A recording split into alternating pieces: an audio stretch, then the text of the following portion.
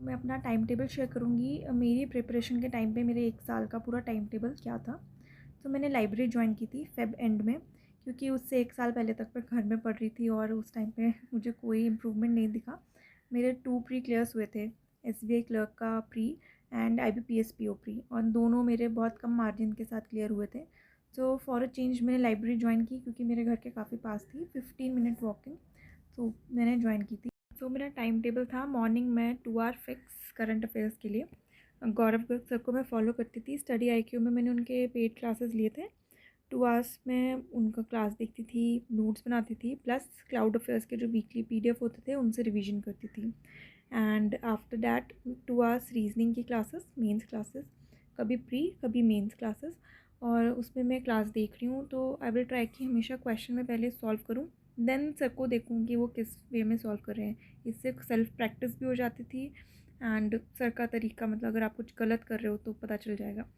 उसके बाद रीजनिंग के 2 आवर्स के बाद मैं क्वांट्स में स्विच करूँगी। बीच बीच में मैं 5-10 मिनट का ब्रेक लेती थी, और जैसे रीजनिंग के बाद 5-10 मिनट ब्रेक, करंट अफेयर्स के बाद मैं 5-10 मिनट का भी ब्रेक। क्वांट्स के लिए मैं हर्षल अग्रवाल सर की क्लासेस देखती थी, डीआई की।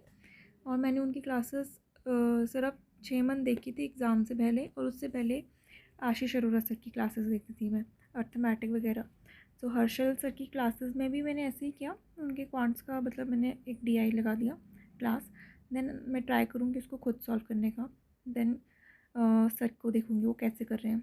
और अब बिलीव नहीं करोगे, कभी कभी 2 आवर्स भी कम लगते थे एक डीआई सॉल्व करने में, इतना टाइम लग जाता था।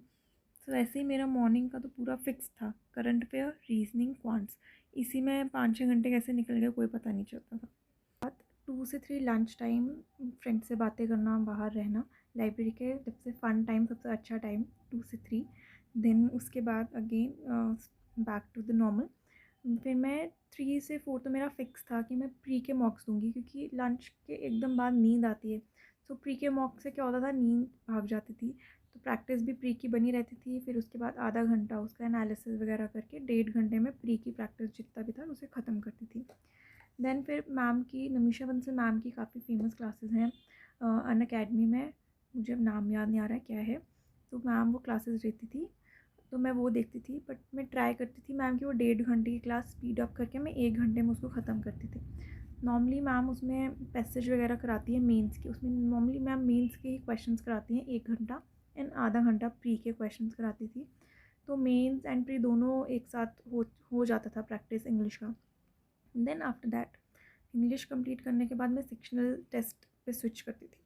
नॉर्मली मैं मेंस के ही सेक्शनल उस टाइम उठाऊँगी, वो भी एक सब्जेक्ट, क्योंकि उसी में पूरा टाइम ख़त्म हो जाता था पूरा। कोई भी कभी एक दिन रीजनिंग, तो कभी मैथ्स, कभी इंग्लिश, तो ऐसे करके। और ऐसे ही पूरा शाम का टाइम तो पूरा मेंस में ही ख़त्म हो जाता था। पर मैं एंड के हमेशा 15-20 मिनट्स रीडिंग के लिए रखती थी, क्योंकि इंग्लिश मेरी सबसे वीक थी, इंग्लिश ज़्यादा वीक थी, उससे मेरे सबसे कम मार्क्स आते थे। तो मैं रीडिंग के लिए एंड के लाइक 8:30 के बाद मैंने सोच रखा था कि नॉर्मल कभी नोवेल रीड कर लिया, न्यूज़पेपर तो मुझसे नहीं होता था। नॉर्मल नोवेल्स रीड करने लग गई थी, वो रीड करती थी पूरा फिर मैं घर जाने तक।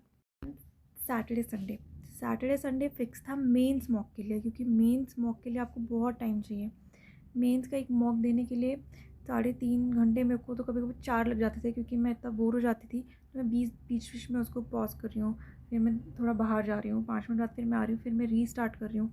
स्टार्टिंग में तो बहुत प्रॉब्लम होती थी, बट यूज टू हो गई थी उस चीज़ से। वीकेंड में वो देंगे, और सैटरडे संडे तो करंट अफेयर का पूरा रिविजन, जो मेंस का मॉक टेस्ट दिया उसका पूरा एनालिसिस सैटरडे संडे बुक रहता था। और वो रह भी जाता था, पूरा एनालिसिस नहीं हो पाता था। तो कभी कभी मैं बीच बीच में वीक डेज में उसको कंप्लीट करती थी। तो ऐसे करके मैं हमेशा अपना सिलेबस प्री और मेंस को दोनों साथ में लेकर चलती थी। और टीचर्स तो मैंने ऑलरेडी आपको बता ही दी है मेरी पहली वाली वीडियोस में किन किन को मैं फॉलो करती थी। सो या दैट्स इट।